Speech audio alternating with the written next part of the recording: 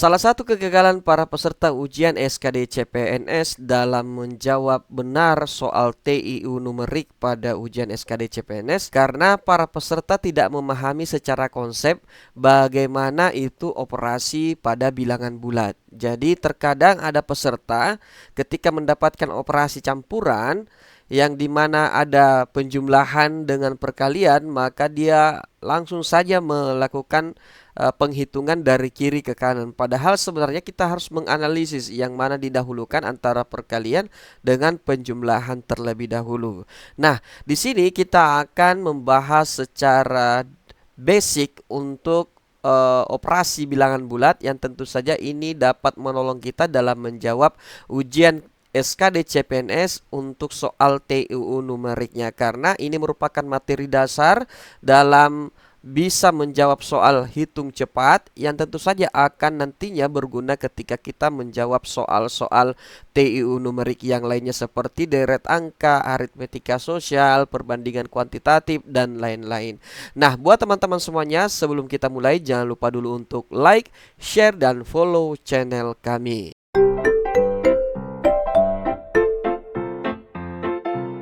Baiklah teman-teman semuanya, sekarang kita akan belajar mengenai materi hitung cepat.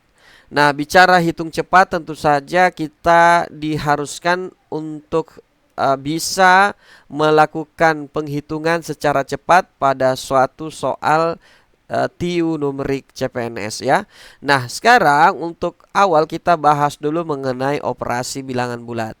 Apa itu bilangan bulat? Jadi bilangan bulat adalah bilangan yang utuh yang tidak mempunyai angka yang berarti di belakang koma. Jadi dia bukan angka yang sepertinya 0,1, 0,2. Jadi bilangan bulat itu adalah dia bilangan 0, 1, 2, 3, 4, 5 dan seterusnya.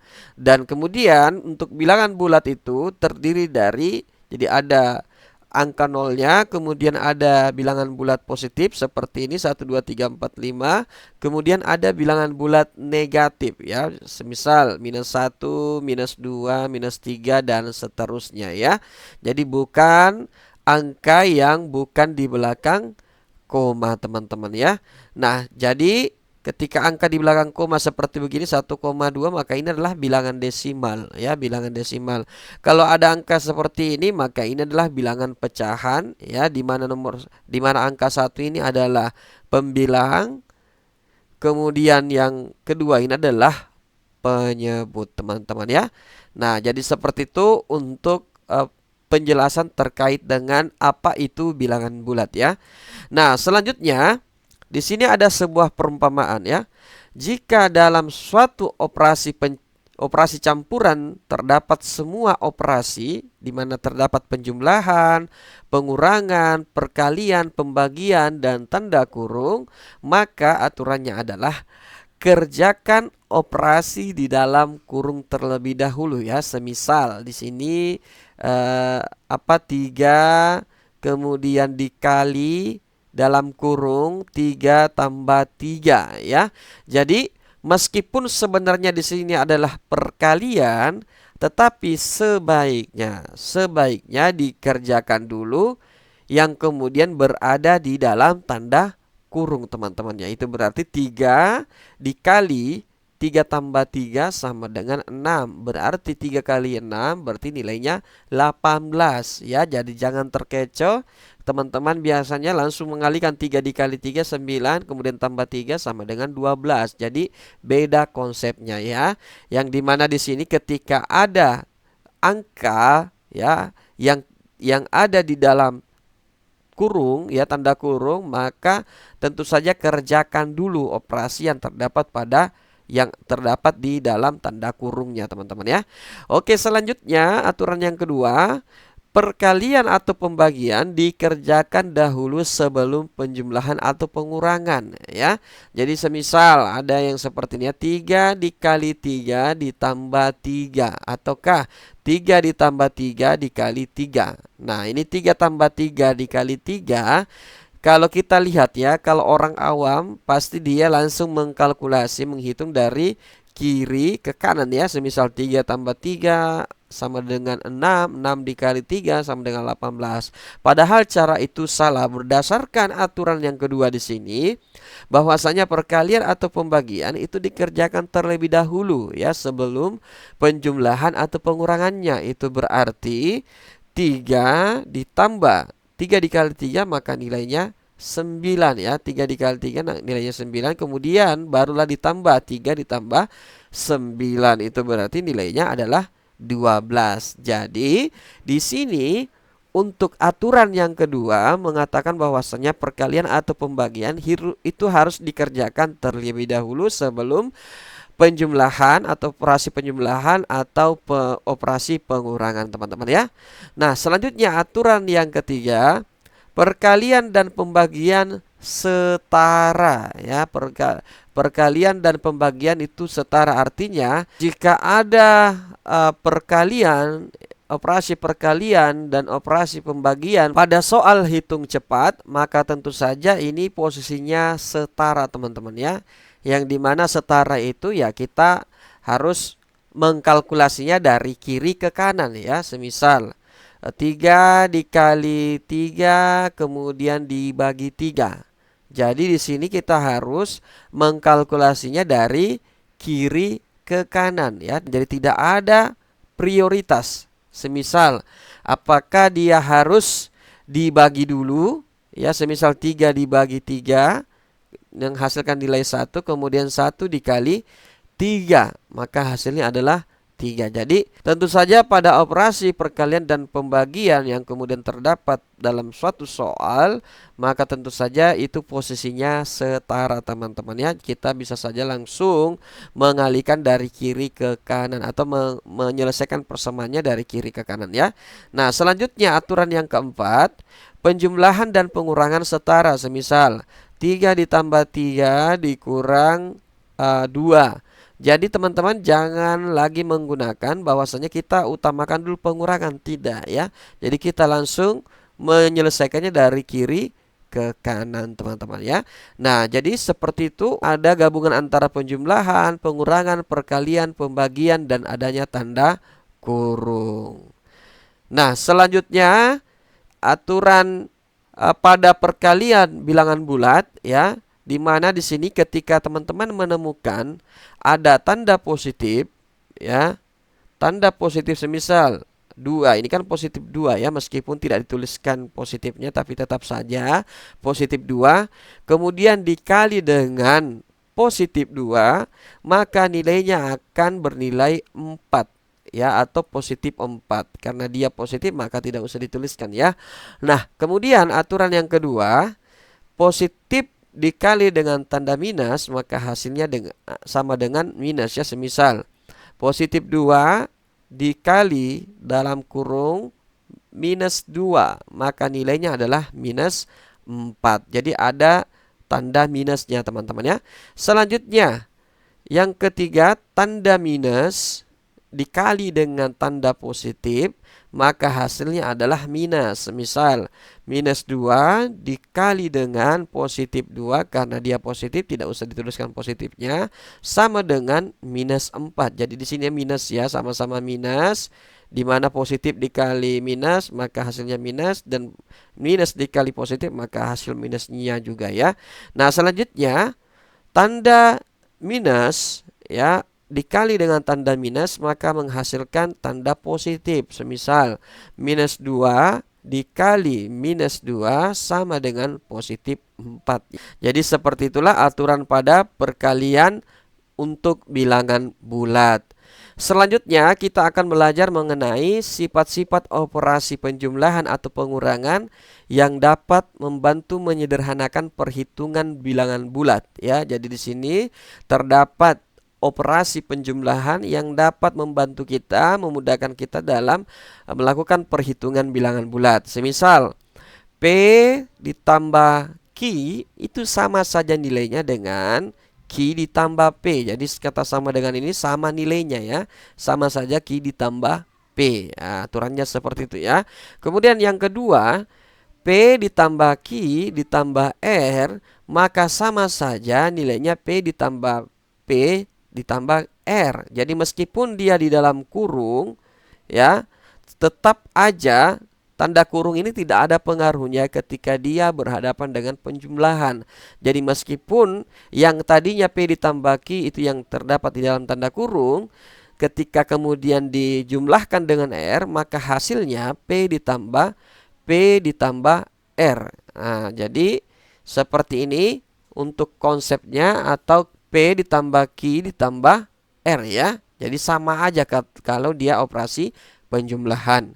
Selanjutnya, P dikali Q ditambah P dikali R, maka kita bisa menyederhanakan menjadi P dikali dalam kurung Q ditambah R. Karena di sini ada masing-masing nilai P, maka nilai P ini kita keluarkan. Ya, kita keluarkan, kemudian kita buat tanda kurung, di mana maksudnya ini kemudian ada tanda kurung, itu maksudnya P dikali ya. Kemudian Q ditambah R. Jadi ini konsepnya sama dengan yang ini teman-teman ya. Dimana P dikali Q ya, kemudian ditambah karena di sini adalah positif tambah ya. Kemudian P dikali R, berarti P dikali R. Jadi ini sama posisinya yang di bagian ketiga ini ya. Nah, selanjutnya P ditambah 0. P ditambah 0 itu nilainya P ya, kecuali P dikali 0 maka itu nilainya 0. Kemudian kalau P dibagi 0 maka ini tidak terdefinisi ya, tidak terdefinisi. Kemudian untuk 0 dibagi P itu nilainya adalah 0 teman-teman ya. Nah, jadi seperti itulah sifat-sifat operasi penjumlahan atau pengurangan yang bisa membantu menyederhanakan perhitungan bilangan bulat. Nah, kita contohkan ya, semisal P ditambah Q. P itu kita ibaratkan nilainya 1, kemudian Q itu nilainya 2. Maka nilainya di sini Q tadi kan nilainya 2, kemudian ditambah P itu nilainya 1. Di sini 3, di sini juga 3 ya. Jadi sama hasilnya. Semisal pada contoh yang kedua yang ini, P ditambah Q ya, dalam kurung tambah R sama dengan P ditambah Q ditambah R. Maka ini contohlah, kita umpamakan P nilainya 1, Q nilainya 2, dan R nilainya 3. Berarti 1 ditambah 2 tambah 3 maka nilainya 6. Kemudian P ini kan tadi nilainya 1, kemudian ditambah nilai Q itu 2, kemudian nilai R itu 3 ya. Berarti 1 tambah 2 tambah 3 sama dengan 6. Jadi sama-sama 6. Kemudian untuk P dikali Q ditambah P dikali R, semisal 2 untuk nilai P itu 2 dan nilai Q itu 3, kemudian ditambah dengan untuk nilai P itu adalah 2, dan kemudian nilai R ya, nilai R itu adalah nilainya 4. Jadi semisal 2 kali 3 6 ditambah 2 kali 4 8, berarti nilainya adalah 6 tambah 8 14. Nah, semisal kita gunakan konsep ini ya, P dikali Q ditambah R. Contoh, P tadi nilainya adalah 2. Kemudian dikali nilai Q tadi itu nilainya 3. Kemudian ditambah nilai R-nya tadi itu adalah 4 ya. Berarti 2 dikali dengan di sini 3 tambah 4, ini kita dahulukan ya penjumlahan. Ketika ada perkalian kita dahulukan penjumlahannya di sini. 3 tambah 4 nilainya 7. Berarti 2 dikali 7 nilainya 14. Nah, ini ruas kiri sama dengan ruas kanan. Jadi seperti itulah bagaimana penerapan konsep dari sifat-sifat operasi penjumlahan atau pengurangan untuk menyederhanakan perhitungan bilangan bulat ya. Nah, selanjutnya sifat-sifat operasi perkalian atau pembagian yang dapat membantu menyederhanakan perhitungan bilangan bulat ya. Semisal di sini untuk nilai P, Q, dan R adalah bilangan bulat ya. Maka nilai P dikali Q itu sama dengan nilai Q dikali P. Semisal nilai P itu 1, kemudian nilai Q itu 2, maka nilai Q itu 2, kemudian nilai P itu 1. Sama-sama di sini 1 kali 2, 2. 2 dikali 1, 2 teman-teman. Jadi sama nilainya. Kemudian P dikali Q dikali R. Nah, P dikali Q dikali R itu sama saja nilainya dengan P dikali Q ya. P dikali dalam kurung Q dikali R. Yang tadinya di sini dalam kurung P dikali Q, Dan di sini ruas kanan yang ada dalam kurung adalah Q dikali R. Nah, ini kalau seperti ini sama aja ya. Sama aja, kita langsung saja bisa mengalihkan P dikali Q dulu baru dikali R. Ataukah kita kalikan dulu Q dikali R kemudian dikalikan dengan P. Sama aja teman-teman ya. Nah, contoh semisal 1 dikali 2 nilai P-nya adalah kemudian nilai Q. Kemudian dikali R nilainya 3. Ya, sama dengan rumusnya tadi ini, P dikali P itu nilainya 1. Berarti kali kemudian dalam kurung nilainya Q itu 2, kemudian nilainya R itu 3 ya. Itu berarti 1 kali 2, 2 kali 3 sama dengan 6. 1 kali 2 dikali 3 6 ya, kemudian dikali 1 maka nilainya juga 6. Jadi sama-sama 6 ya, sama-sama 6. Kemudian untuk aturan selanjutnya, P dikali Q ditambah R. Ya, ini kebalikannya yang tadi ya. P dikali Q, P dikali dalam kurung Q ditambah R, maka sama saja nilainya P dikali Q ditambah P dikali R. Ya, tentu saja ini akan sangat memudahkan kita dalam menghitung cepat ketika bilangan bulatnya memiliki jumlah yang sangat besar. Semisal ya, 1200 dikali 4 kemudian ditambah dengan 1200 ya, ditambah dikali, contoh ya, dikali 305. Nah, ini kan sebenarnya kalau kita kalikan seperti ini ya, itu akan mengambil waktu yang lama sekali teman-teman ya. Makanya kita gunakan konsep ini ya. Berarti nilai P yang sama kan ini 1200, berarti 1200. Kemudian dalam kurung kita langsung tambahkan 4 tambah 305. Jadi ini seperti ini penyederhanaannya teman-teman ya. Nah, selanjutnya P dikali 1 itu nilainya adalah P ya. Nah, jadi P dikali 1 nilainya P. Kalau P dikali 0 ya harus 0 ya. Nah, itu berarti untuk sifat-sifat operasi perkalian atau pembagian kita sudah selesai. Sekarang kita berlanjut pada materi berikutnya, yaitu operasi bilangan pecahan, di mana di sini kita akan belajar rumus-rumus penting operasi pecahan. Di mana di sini ada banyak rumus-rumus penting yang harus kita ketahui ya. Yang pertama, A per B ya tambah kurang. Nah, ini maksudnya ketika kita bisa ambil plus atau penjumlahan, ataukah kita ambil pengurangan, sama saja ketika kita kemudian menghasilkan persamaan. Ketika kita ambil positif di sini atau plus penjumlahan, maka di sini juga harus penjumlahan. Contoh ya, kita buat contohnya 1 per 2. Kemudian karena ini kita umpamakan penjumlahan ya, kemudian ditambah dengan 2 per 2. Nah, jadi contoh, nilai A ini adalah 1, nilai B itu 2, kemudian nilai C itu 2, dan nilai B itu 2. Ini contoh. Nah, ketika kita melihat pola seperti ini, maka kita bisa kita terapkan yang seperti ini ya.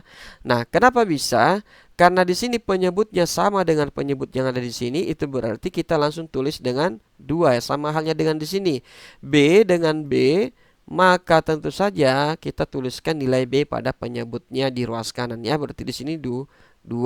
Kemudian untuk pembilangnya sisa kita jumlahkan 1 ditambah 2 ya. Itu berarti 1 tambah 2 nilai 3, kemudian 3 dibagi 2 teman-teman. Itu untuk rumus penting yang pertama. Sekarang rumus penting yang kedua, A per B ya, penjumlahan atau pengurangan C per D sama dengan AD, A dikali D plus minus C dikali B dibagi B dikali D. Ini maksudnya apa? Kita buat contohnya ya. Contohnya nilai A itu 1, nilai B itu 2. Kemudian kita umpamakan dikurang ya. Jadi 1/2 dikurang. Kemudian nilai C itu 3 dan nilai D itu adalah 4. Nah, kita umpamakan ya. Jadi nilai A itu 1, nilai B itu 2, nilai C itu 3, dan nilai D itu 4. Karena di sini ada tanda minus ya, berarti sekarang kita gunakan rumus ini ya. B dikali D berarti 2 dikali 4. kita bisa juga mengambil kelipatan yang terkecil ya. Semisal kita ambil di sini adalah yang bisa kita bagi di sini kan kita 4 ya. Nah, kita bisa bagi 4, 4 dibagi 2 bisa, 4 dibagi 4 juga bisa ya. Tetapi karena kita gunakan contoh persamaan yang ini, kita langsung saja 2 dikali 4. Jadi kita kalikan 2 dikali 4 teman-teman ya. Jadi 2 dikali 4, kemudian A dikali D. Nah, kenapa bisa dapat A dikali D? Karena 2 dikali 4, karena di sini yang akan kita hubungkan ya, kita tulis langsung sini tanda minusnya, berarti kita ingin mencari di sebelah kiri minusnya. Berarti 2 dikali 4 kita bagi dengan 2 ya. Jadi 2 dikali 4 dibagi 2, maka hasilnya adalah 4 ya. Hasilnya adalah 4, kemudian 4 ini dikali 1. Berarti 4 dikali 1 atau 1 dikali 4. Yang namanya juga A dikali D. Berarti A ini D. Berarti ini A, ini D. Ya, berarti 1 dikali 4 dikurang C dikali B. Nah, nilai C itu kan yang ini. Berarti yang ini, kemudian nilai B itu yang ini. Ya, berarti 3 dikali 2, sehingga nilainya adalah 1 dikali 4, 4 kurang 3 dikali 2, 6 ya. Jadi di sini kenapa dia kurang? Karena di sini mengikut yang awal ya, di sini juga dikurang ya. Nah, kemudian dibagi dengan 2 kali 4 nilainya 8, itu berarti 4 dikurang 6 itu nilainya adalah minus 2. Kemudian dibagi dengan 8, minus 2 per 8, atau kita sederhanakan minus 2 per 8 ini kita bisa sederhanakan menjadi caranya ya. Caranya ini masing-masing kita bagi 2, ini juga kita bagi 2. Berarti 2 dibagi 2 berarti sini minus 1. Kemudian 8 bagi 2 nilainya 4. Jadi nilainya adalah minus 1/4. Oke, selanjutnya rumus yang ketiga, C dikali A per B sama dengan ya, sama saja dengan C per 1 dikali A per B. Jadi nilai C itu sama dengan C per 1. Nilai D itu D per 1, sama aja ya. Jadi semuanya ketika dia tunggal seperti ini sebenarnya itu dibagi dengan 1 ya. Jadi bisa kita sederhanakan menjadi C dibagi 1. Nah, sekarang kita ubah persamaannya. C dikali A per B itu sama saja persamaannya dengan C per 1 dikali A per B. Itu berarti kalau dia perkalian seperti ini berarti langsung saja dikali. C dikali A, kemudian 1 dikali B, sehingga menghasilkan A dikali C dibagi dengan B. Nah, itulah untuk rumus penting yang ketiga. Sekarang kita beralih pada rumus penting yang keempat. A per B dikali C per D sama dengan A dikali C dibagi B dikali D sama dengan AC dibagi dengan B dikali D. Ini sama saja dengan yang nomor 3.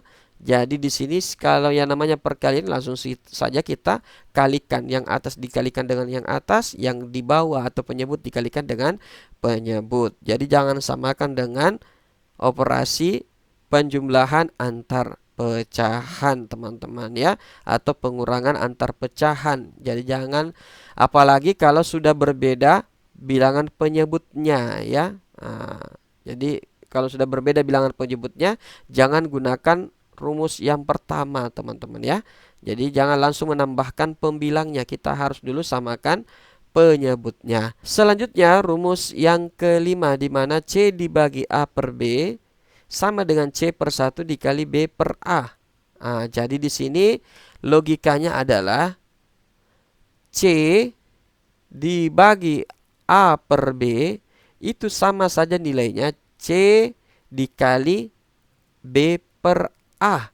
Jadi ketika di sini yang awalnya pembagian, maka ketika berubah menjadi perkalian, maka area yang sebelah kanan inilah yang kemudian berubah posisi. Yang tadinya A per B menjadi B per A. Yang tadinya A itu pembilang, di sisi yang lain sebelah kanan atau ruas kanan itu menjadi penyebut teman-teman. Karena kenapa? Di sini ada pembagian yang kemudian ketika kita ubah strukturnya, maka kita harus mengubah juga tanda operasinya teman-teman ya. Jadi di sini operasi perkalian teman-teman.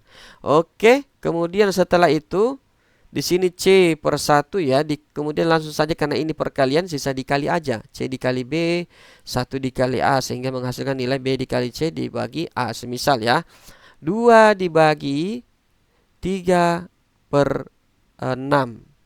Nah, itu sama saja nilainya kalau 2 dikali dengan 6 per 3. Nah, jadi kita cari 6 bagi 3 yang nilainya 2. Berarti 2 dikali 2 sama dengan 4. Nah, selanjutnya rumus penting yang keenam. A per B dibagi C per D. Nah, ini sudah berubah penyebutnya ya. Nah, di mana di sini penyebutnya B, di sini penyebutnya D. Tetapi karena di sini pembagian ya, di situ pembagian berarti sederhananya A per B maka kita ubah menjadi kali. Maka di sini kita ubah strukturnya. Yang tadinya pembilang bagian C itu berubah menjadi penyebut. Yang tadinya bagian D ini adalah penyebut, itu berubah menjadi pembilang, teman-teman ya. Berarti A per B ya, A per B dikali dengan D per C. Nah, jadi kita umpamakan contoh ya. Nilai A itu 2, nilai B itu 4, kemudian dibagi dengan nilai C itu 8, kemudian nilai D itu 16 ya. Maka di sini 2 per 4 kemudian dikali ya, dikali dengan 16 per 8. Itu berarti 2 per 4 dikali dengan 16 bagi 8 ya. Tentu saja kita langsung saja bisa langsung mengalihkan seperti ini ya, tergantung dengan bagaimana supaya kita bisa menjawab dengan cepat. Tapi kalau sudah seperti ini harusnya kita membagikan dulu ya, 16 dibagi 8 maka nilainya adalah 2. Kemudian kita umpamakan lagi 2, kita sederhanakan 2 dibagi 4, 2 dibagi 2 nilainya 1, 4 dibagi 2 maka nilainya 2. Berarti di sini 1 sudah hilang karena juga nilainya 1. 1 dikali 2 ya. Berarti 1 dikali 2, 2. Kemudian dibagi dengan 2 sama dengan 1. Jadi nilai dari ini, nilainya ini sama dengan 1, teman-teman ya. Nah, jadi seperti itulah operasi bilangan pecahan untuk rumus-rumus penting pada operasi pecahan. Selanjutnya, kita akan belajar mengenai pecahan istimewa. Di mana pecahan istimewa ini harus teman-teman hafalkan ya. Yaitu 0,75 itu sama saja dengan nilainya 3 per 4 ya. Nah, untuk persentase dari 3 per 4 itu nilainya adalah 75% ya. Nah, kenapa bisa 75%? Karena 3 dibagi 4 itu sama dengan 0,75. Untuk bisa mengubah menjadi persen, maka di sini harus dikali dengan 100 ya. Berarti 0,75 nilainya 35, berarti di sini 75%, teman-teman ya. Nah, selanjutnya 0,5. 0,5 itu sama besar nilainya dengan 1/2.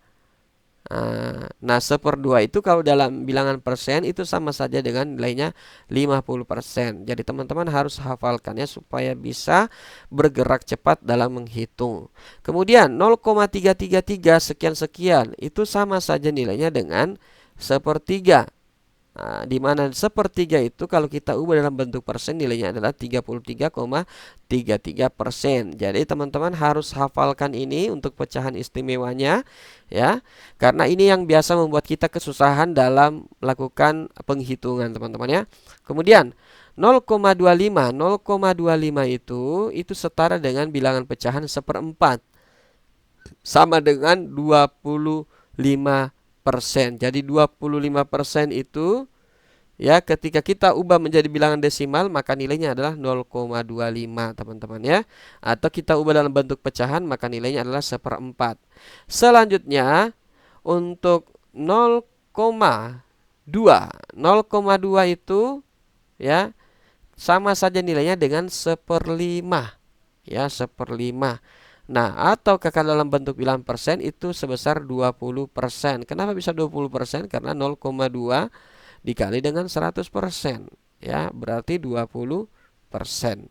Selanjutnya 0,1666. Nah, ini kalau kita mendapatkan contoh bilangan seperti ini ya, untuk seperti ini ya, bilangan pecahan istimewa seperti ini.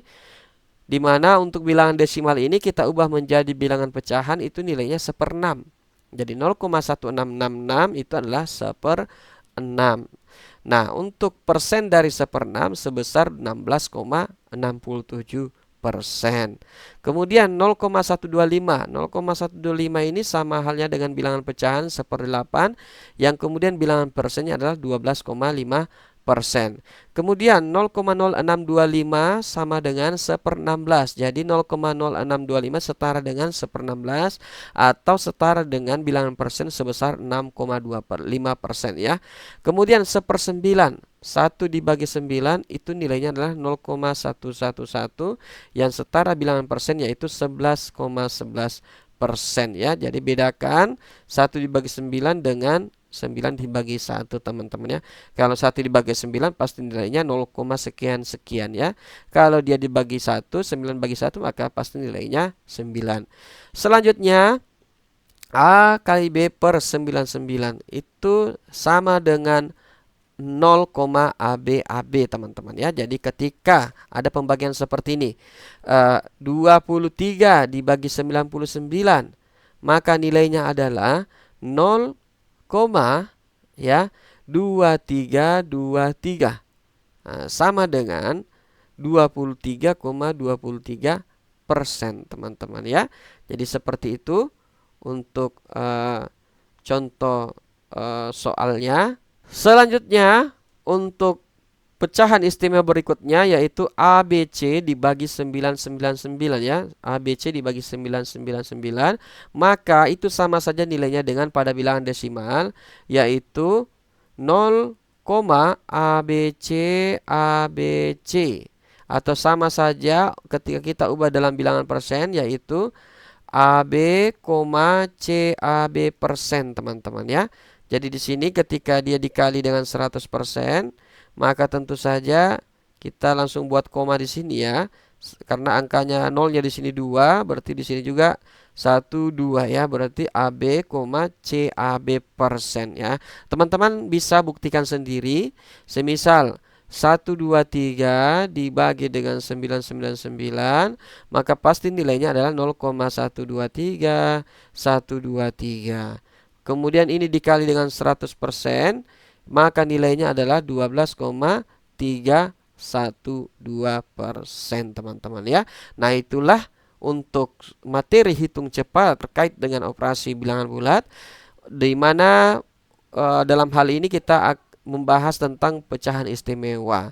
Nah, baiklah teman-teman semuanya, terima kasih sudah menyimak. Jangan lupa untuk like, share, dan follow channel kami. Assalamualaikum warahmatullahi wabarakatuh.